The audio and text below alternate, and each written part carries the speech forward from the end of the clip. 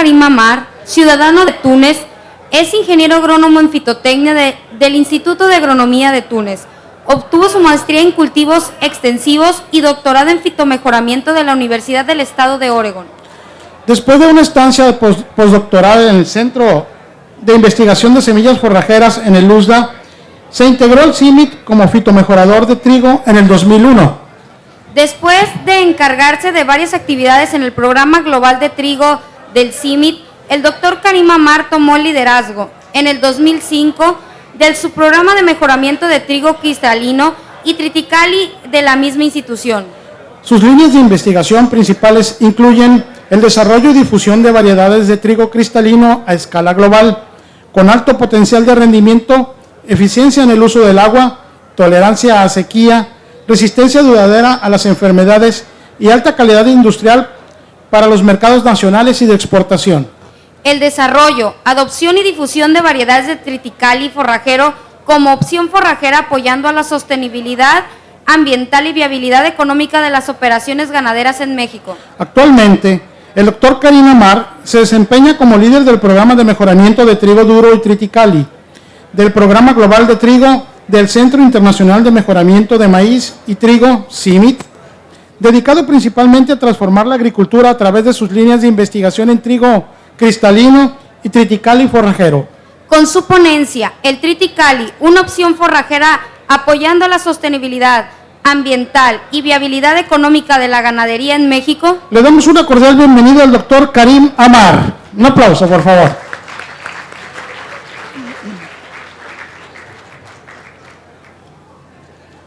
Buenas tardes a todos. Primero quiero darle gracias a los organizadores de la Agroexpo Sinaloa, que al parecer es una de las más grandes del mundo. Es un honor estar aquí, es la primera vez para mí.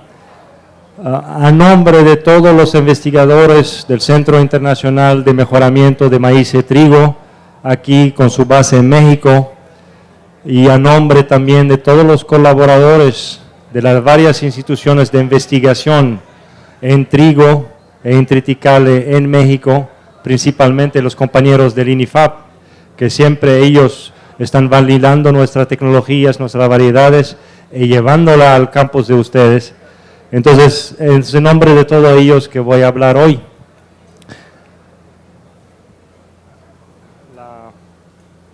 Para avanzar.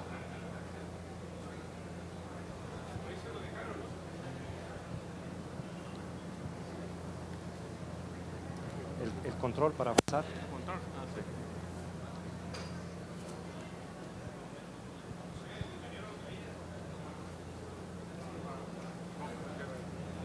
Aquí está.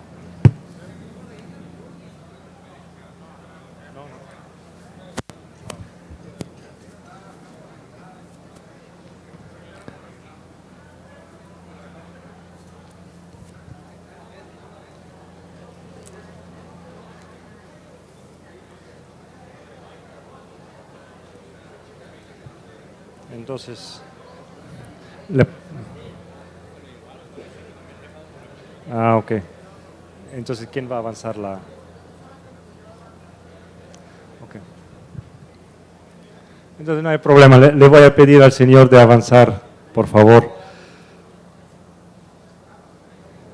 El tema de hoy de mi conferencia es, en lo general, lo de la sostenibilidad de la agricultura en relación a la ganadería. Sustentabilidad económica, pero también ambiental. La próxima, por favor.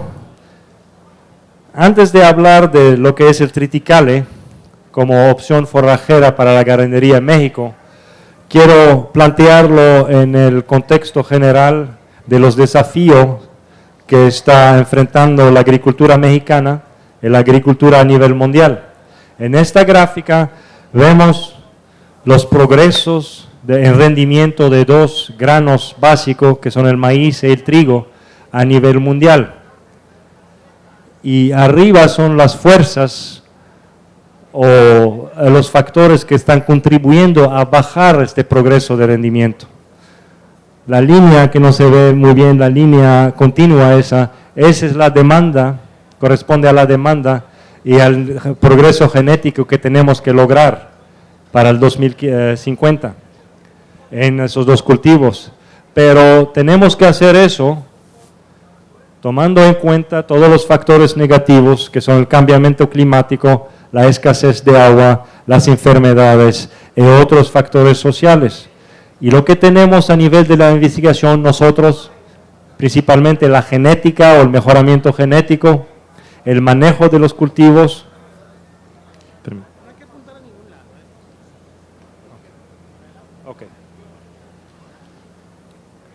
Lo que tenemos para responder a esos desafíos es la genética, el manejo agronómico sustentable, pero también las políticas agrícolas que tienen que apoyarnos para que se logre incremento de rendimiento a nivel de parcela de productor.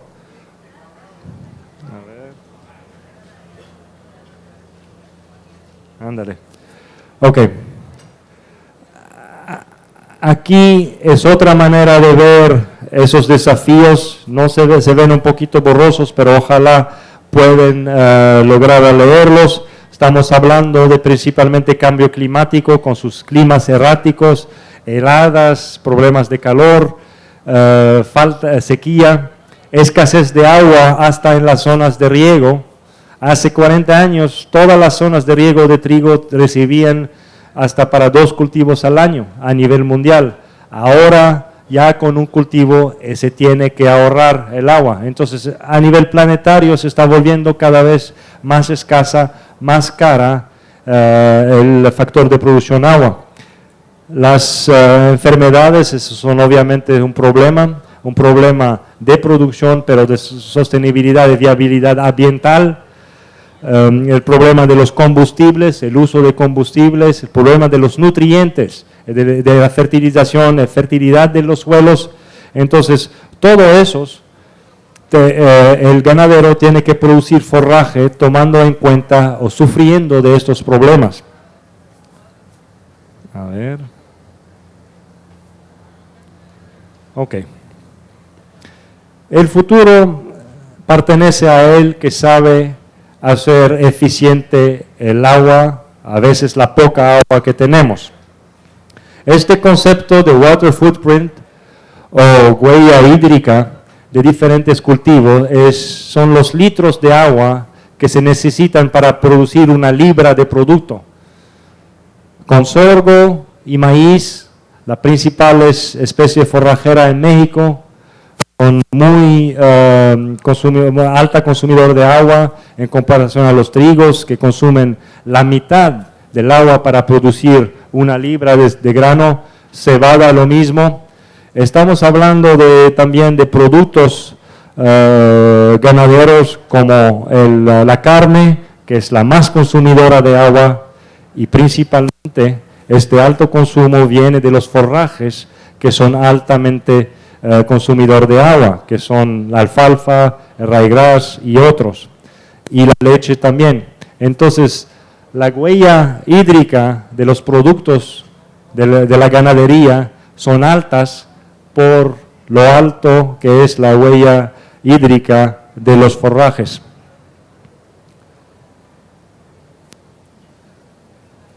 Ok. Yo sé que aquí en Sinaloa a lo mejor no han visto ese tipo de escenario casi apocalíptico, pero los vecinos del norte en Sonora, donde tenemos nuestra estación experimental, sí lo han vivido. En el 2004, la presa de Oviachic, que es básicamente la vida, que da vida al Valle de Yaqui, que es uno de los valles más productor de trigo en el mundo, ha sido vaciada básicamente. Tardaron como 2 años en recuperarse. Entonces, la disponibilidad de agua nunca va a ser algo de garantizado. A raíz de este incidente, los sonorenses, los trigueros de Sonora y todo el sistema productivo se implementaron estrategias para ahorrar el agua, pero también vamos a hablar de estrategia para ahorrar agua a nivel de los productores también. A ver. Ok. Aquí con todos estos problemas, ¿dónde buscar soluciones? Sea el mejoramiento genético, manejo de cultivo, ¿qué tiene que hacer el productor? Para la escasez de agua, tenemos mejoradores nosotros, tratar de mejorar las variedades por su eficiencia en el uso del agua. Hay trigos que te consumen mucho más agua por el mismo rendimiento, lo mismo por, supongo, maíz y sorgos, pero también hay cultivos que en general son más ahorradores de agua. Vamos a hablar en un momento del triticale. A nivel del manejo agronómico del agua, las tecnologías de riego son muy importantes para ahorrar agua, para hacer todo el sistema ahorrador de agua. También cambios climáticos, lo mismo, pero para calor hay variedades o especies que aguantan al calor más, que aguantan las heladas más. Y lo vamos a ver en el caso de triticale. Nutrientes y suelos, eso es muy importante, no podemos hacer mucho a nivel del mejoramiento genético. Sí hay programas de mejoramiento genético de maíz y de trigo para eficiencia del uso del nitrógeno, pero realmente el progreso ahí va a ser muy pequeño. Allá ustedes tienen que contar con un manejo agronómico, fertilización de precisión, poner el nitrógeno que se va todo a la planta, no que se desperdicia o que se va a fertilizar la valla de Cortés, mejorar los suelos. Un suelo mejorado con una buena estructura asimila más nutrientes. Entonces el mejoramiento de los suelos, de la estructura de los suelos, no solamente de la fertilidad química, es muy importante. Y eso a través de materia orgánica, voy a hablar un poco al final de lo que son las compostas. Las enfermedades, allá sí, nosotros como mejoradores tenemos que jugar un papel principal. Hay muy poco que se puede hacer con algunas rotaciones agronómicas, pero la genética allá sí interviene. Y hablando de forrajes, es aún más crítico porque si hablamos de especies hortícolas, por ejemplo, la ganancia es tan alta a veces que se justifica el uso de fungicida, de plaguicida en general. Pero para un forraje, que uno tiene que bajar a los costos lo más posible para hacer la ganadería viable, poner fungicida es un costo demasiado alto para el valor de este cultivo. Entonces, allá sí nos enfocamos a la genética. Y para el ahorro de combustible, que es un problema financiero, financiero, pero también un problema ambiental, labranza mínima, entrar en la parcela cuando se necesita y hasta menos.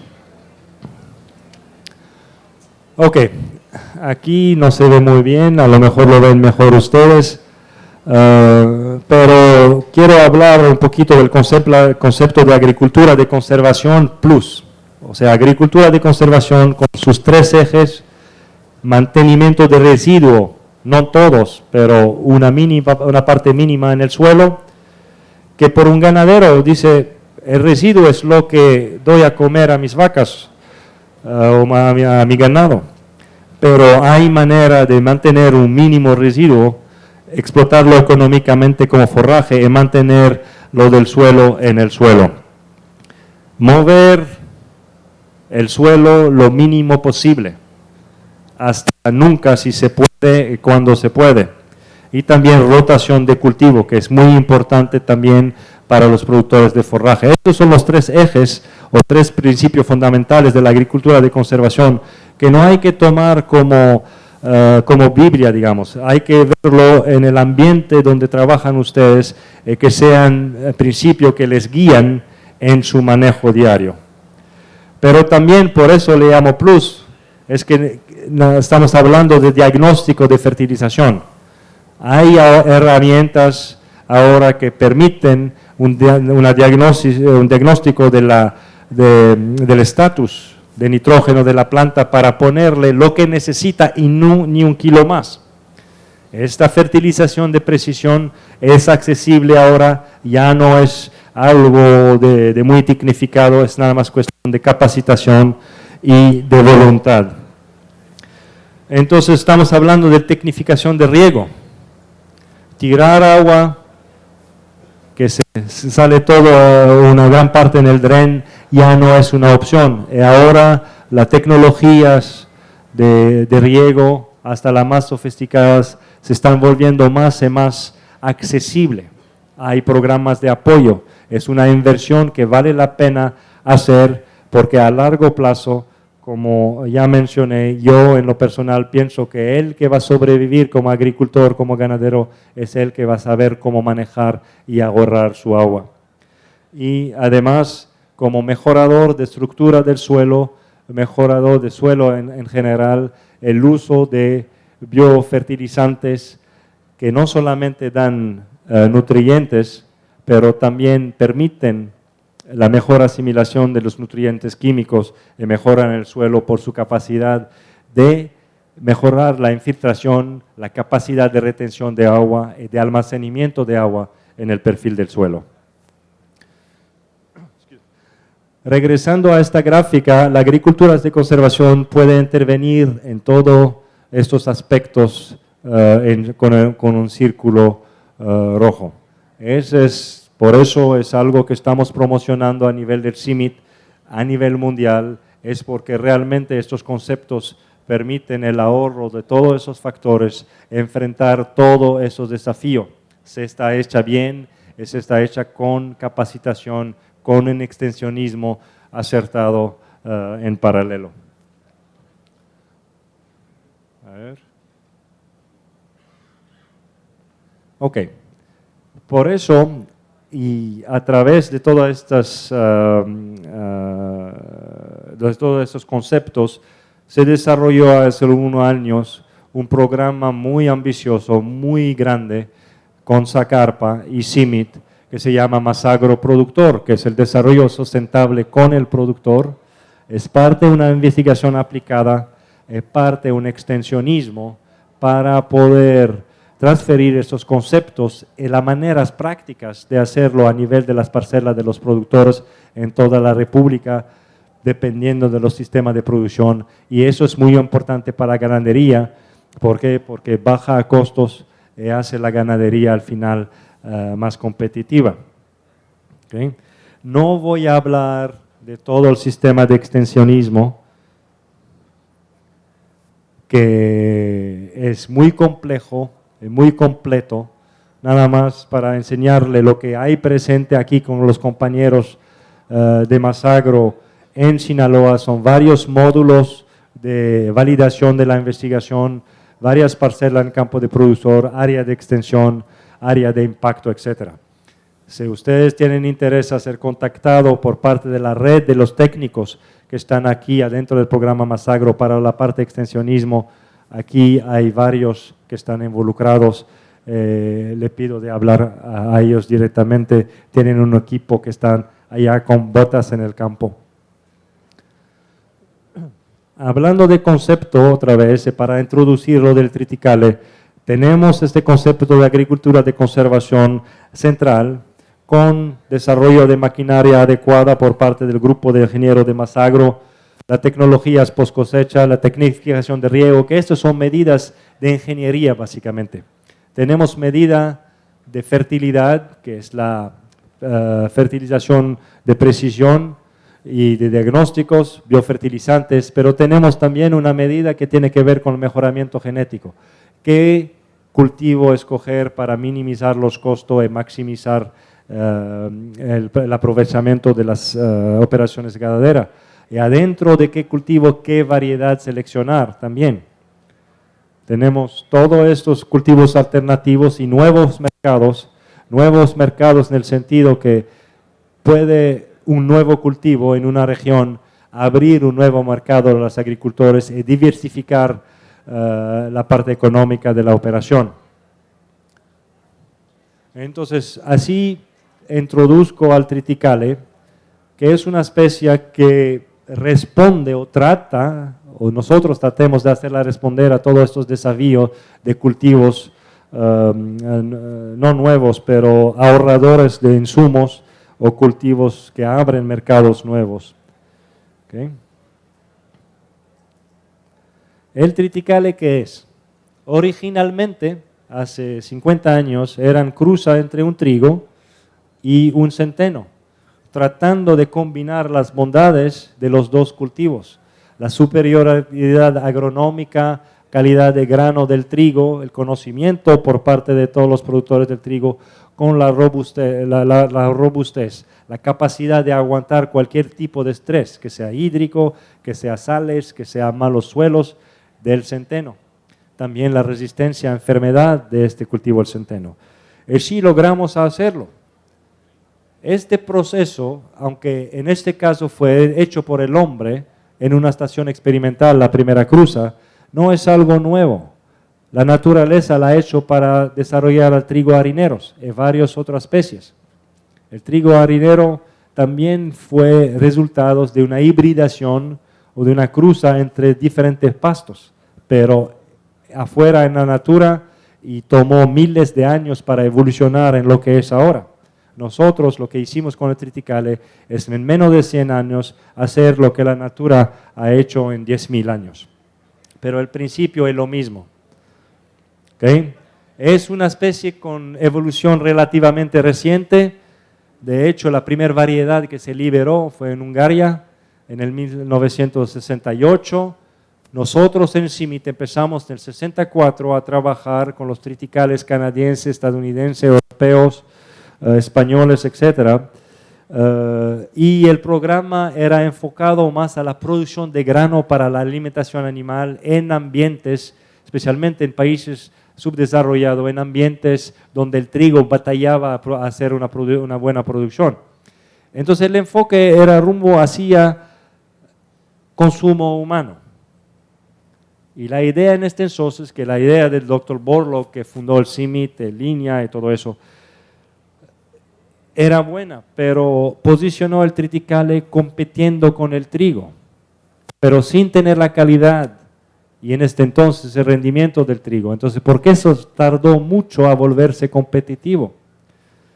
Y nosotros le podemos decir desde ahora, para nosotros el triticale no es para consumo humano directo, tiene una vocación puramente ganadera, sea como grano o sea como planta entera. Y entonces en México las primeras variedades fueron en los 75 y realmente lo que le dio un impulso muy fuerte al triticale en México fue el 93, la liberación por parte de los compañeros del INIFAB de la línea Eronga, que ellos liberaron aquí en México y tuvo mucho éxito porque era muy competitiva con el trigo, pero esta misma línea se liberó en más de 12 países en el mundo. En mi país, Túnez, tenemos 2 variedades que vienen de esta cruza. La variedad número 1 hasta la fecha en España y en parte de California es una línea hermana de la Eronga. Entonces, tiene una adaptación amplia, no solamente en México, pero también en el mundo. Ahora en el mundo hay como un poquito menos de 5 millones de hectáreas de este cultivo. Los triticales invernales, que son principalmente materiales genéticos europeos o norteamericanos, nosotros le entramos un poquito, pero no tanto. Pero los materiales primaverales, que son sembrados en más de 1,5 millones de hectáreas en el mundo, todo esto vienen de este país. ¿Okay?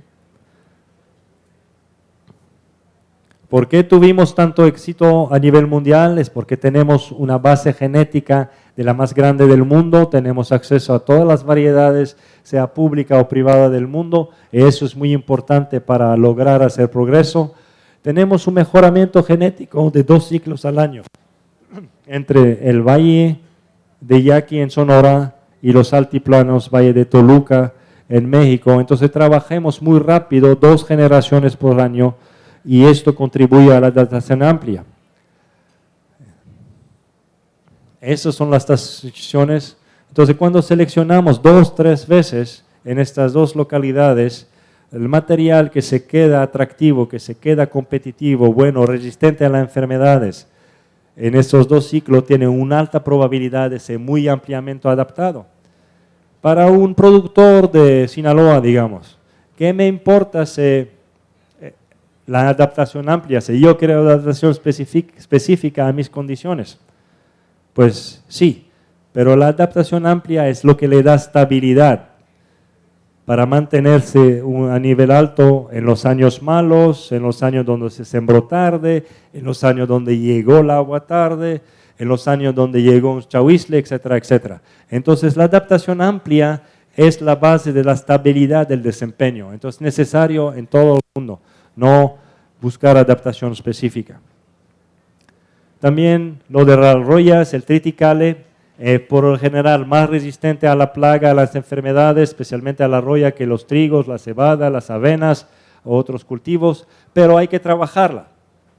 Se están volviendo susceptibles a algunos triticales, pero a través de ese sistema de mejoramiento, todo lo que sale como variedad, nos aseguramos que sea resistente por lo menos a esos chahuizle.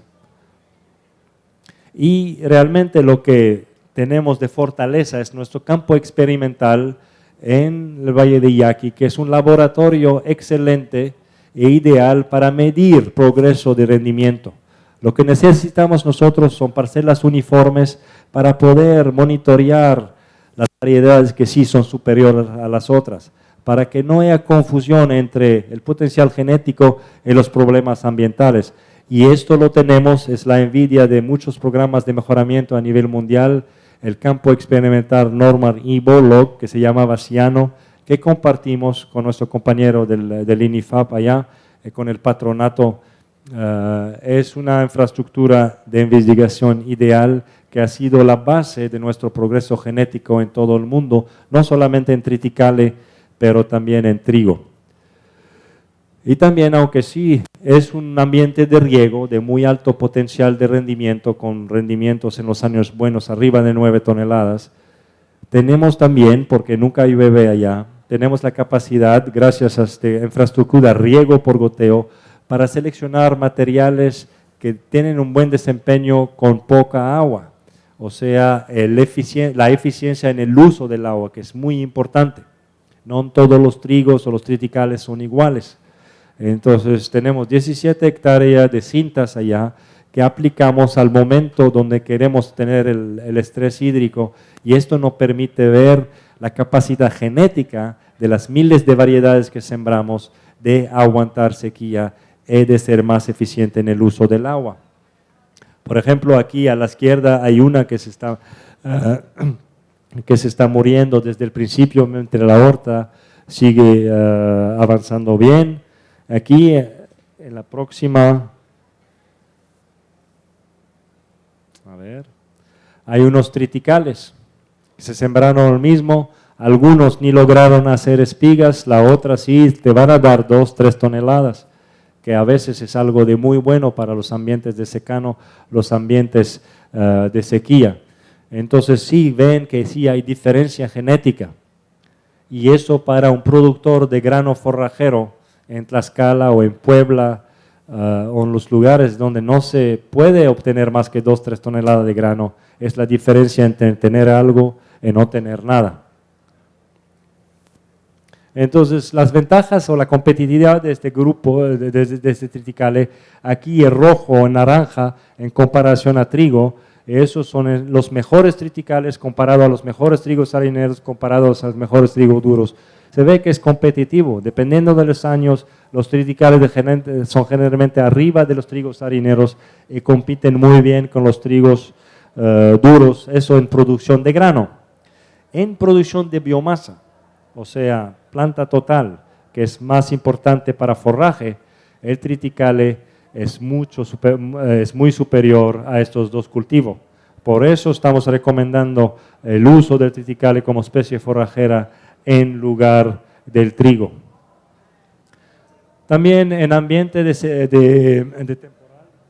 temporal, aquí tuvimos experimento con Fundación Produce Hidalgo, donde comparamos nuestros mejores triticales a su cebada, la en verde la cebada, y ven que es superior en producción forrajera independientemente de qué etapa se corta. Si se corta temprano para tener un forraje de muy alta proteína, tipo alfalfa, si se corta para empacar o para hacer silo, en etapa cuando el grano ya está hecho, como en tipo mazorca en maíz, y en cosecha de grano seco. También hay ventajas agronómicas que son difíciles de medir, pero que sí se ven. La competencia con la maleza. Es un cultivo que es más alto, crece más vigorosamente que el trigo, entonces compite mejor con las malezas. Aquí en medio tienen el triticale y al lado son los trigos duros. Ese es en el Valle de Yaqui. Y también donde estamos tratando de promocionar el triticale es en suelos, en salitres, en suelos con problemas de sales, que sí se pueden aprovechar teniendo el cultivo adecuado. Pensamos que el triticale sí es el cultivo adecuado. Ahí hay el doctor Iván Ortiz Monasterio, que está enseñando el trigo a su izquierda en comparación al triticale en suelos salinos. También tenemos esta foto, es muy reciente, de este año, en el Valle de Yaqui, en salitres, en labranza de conservación, después en una soca de sorgo, ven que el triticale sí no tiene problema en desarrollarse bien a pesar de la salinidad, a pesar de la falta de buena estructura de los suelos. Entonces también una de las otras ventajas que tiene el triticale es su tolerancia al frío en su etapa vegetativa, antes que llegar a espigar. Una vez que espiga es tan susceptible como cualquier otro cultivo, pero antes de espigar puede aguantar temperatura de -0 sin ningún problema. Hemos visto campos de cebada, obviamente sin hablar de los cereales de verano como maíz y sorgo que no tienen nada de tolerancia al frío, pero cebadas y avenas completamente destruidas, el triticale sin ningún problema. Entonces, en ambiente donde hay un invierno frío, hay heladas antes de espigamiento, tiene una ventaja muy, muy importante. ¿Cómo se utiliza el triticale en México?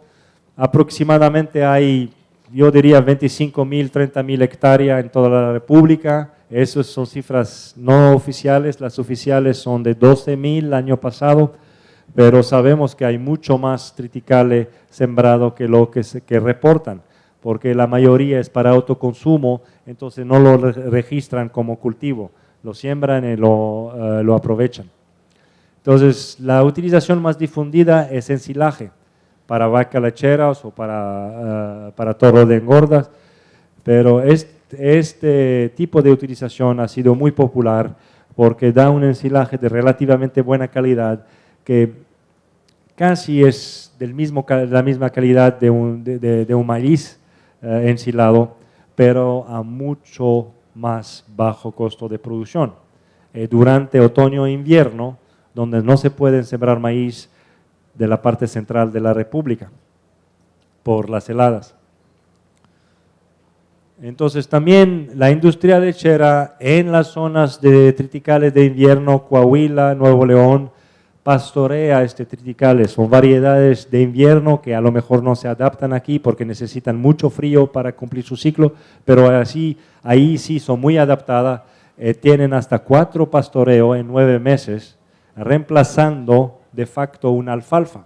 En esta zona el agua se está volviendo más escasa, los predios de alfalfa están desapareciendo por falta de agua. El triticale lo reemplazó muy bien, ahorrando 40% del agua que normalmente utilizaría una alfalfa. Entonces allá estamos hablando de reducir la huella hídrica de la producción de leche. También pastoreo, aquí con variedades primaverales, las variedades que sí son adaptadas a esta zona para borregos. Hasta 2, 3 pastoreos, pero pastoreado chiquito, antes que salga la espiga. Entonces allá sí rebrota bien. Y esa señora en Tlaxcala ahora tiene más de 3,000 borregas en un campo de 120 hectáreas que comparte entre alfalfa y triticale, y cada vez va poniendo más triticale porque le da los mismos resultados, pero a una fracción del costo de riego y mucho menos químicos que aplicar. También para la producción de pacas, allá en Chihuahua se usa mucho la producción de paca con avena. Hay más de 200,000 hectáreas de avena en Chihuahua, en la zona de temporal. El triticale hemos comprobado a través de nuestros colaboradores allá, el licenciado Moisés Bejar, que le da hasta el doble del número de paca o del volumen o del peso de pacas que la avena que utilizan allá. Entonces, hay un potencial en las zonas de temporal que es tremendo y el problema que hasta la fecha no hemos podido llegar bien a esta zona para convencerles de cambiar. Ahora, como grano forrajero, el triticale hemos visto que produce tanto como el trigo. En las buenas condiciones compite con los mejores de los trigos y la condición es mala, es netamente superior. El grano que produce, hay muchos estudios hechos hace mucho tiempo que tenemos que renovar, de hecho, que enseñan, que indican que el triticale tiene una mejor calidad nutricional para puercos, para los porcicultores, por ejemplo, que se puede dar sin ninguna restricción como se da el trigo. Cuando los porcicultores del Valle de Yaqui hicieron unos estudios piloto a escala de sus granjas, vieron que no hay ninguna diferencia entre el trigo duro, y el trigo cristalino que le están dando normalmente. Pero el trigo cristalino se exporta todo, ya no tienen disponibilidad de ellos. Pero el triticale es completamente dedicado a la ganadería, a los porcicultores en el caso del Valle de Sonora, entonces pueden contar con ellos todos los años.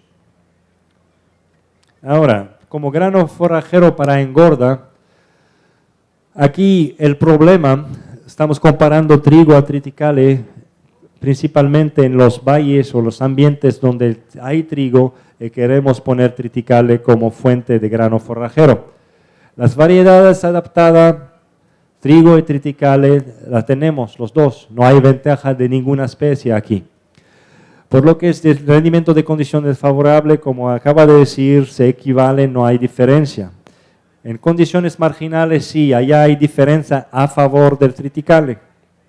En los costos de producción hay una diferencia muy notable a favor de triticale. Triticale nos puede ahorrar hasta un riego, si los riegos están bien planeados, se puede ahorrar, se seguro que se ahorra fumigación por fungicida, hasta insecticida que tolera más al pulgón que los trigos, especialmente los trigos cristalinos. Entonces sí, hay oportunidades de ahorrarse un buen de recursos reemplazando trigo con triticale para producción de grano forrajero. La calidad todavía no tenemos datos. Digamos que se equivalen por lo pronto, que no hay una especie que es mejor que el otro, aunque el triticale siempre sale a un poquito más alta proteína que el trigo, es seguro más alta proteína que el sorgo o el maíz. Y también el hecho de tener este cultivo disponible exclusivamente para el sector ganadero, esto es valor para el sector ganadero. Allá donde tenemos problema, donde falló la adopción de triticale es por falta de apoyo. Un productor como ustedes mañana quieren sembrar trigo, o no mañana, pero en noviembre quieren sembrar trigo, tienen apoyos, tienen permisos de siembra, todo el sistema legal, institucional de apoyo existe. Para triticale no es reconocido por parte de las autoridades. Entonces esa es nuestra tarea, a nosotros, a los potenciales compradores, a la gente que ya lo probaron, para juntar toda esta documentación, para ir con acerca y decir, esas son las ventajas, por favor, arman un programa de apoyo a los agricultores que quieren sembrar triticale para producción de grano forrajero. El mercado sí hay, pero el problema son los apoyos. Allá fue porque fracasó un poquito en Sonora, porque porcicultores lo querían, todos querían sembrar, no teníamos listo semilla, hasta semilla certificada, y ya no hubo apoyo, los agricultores justamente se echaron para atrás. Entonces, la limitante también fue la disponibilidad de semilla. Ustedes quieren ir mañana a comprar cualquier maíz, sorgo, alfalfa, pueden ir a su negocio, agronegocio, comprar un bulto de esas especies. En triticale no hay. Y, a ver, la próxima. Ya.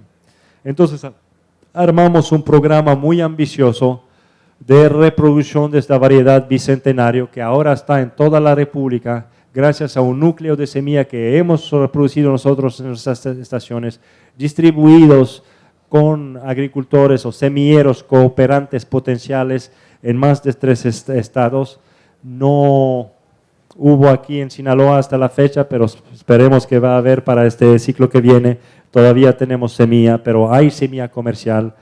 Y este programa, gracias a apoyos de diferentes estados, resultó en el incremento de la multiplicación de semilla en Tlaxcala, Estado de México y otros. Entonces, de este campo de Toluca y de otros salieron semilla. Ahora le voy a enseñar fotos de campo de triticales, de semilla de triticales aquí en Ixtlahuaca, Estado de México, que rindió más que un maíz. Obviamente los maíces allá en este año rindió como 4.7, el triticale a 5.3. No le gustó mucho el frío al maíz allá, pero al triticale sí le encantó. Aquí nada más para decir que el triticale es más mexicano que el nopal, pero sí, es en orilla de carretera en Polotitlán. Aquí en la región de Toluca, a casi 3,000 metros de altura, y el productor sacó arriba de 8 toneladas por hectárea en temporal, pero temporal muy favorable. Aquí es también en el otro lado de la región de Toluca una reproducción de semilla de arriba de 9 toneladas en temporal. Aquí en riego, en Tlaxcala, en suelos arenosos, no se ven, pero aquí este productor, que el mismo borreguero que enseñé antes, tiene suelos muy arenosos, no muy fértil, pero entró con siembra en surco, riego con aspersión, tiene un campo excelente. Esta foto se tomó hace un par de semanas.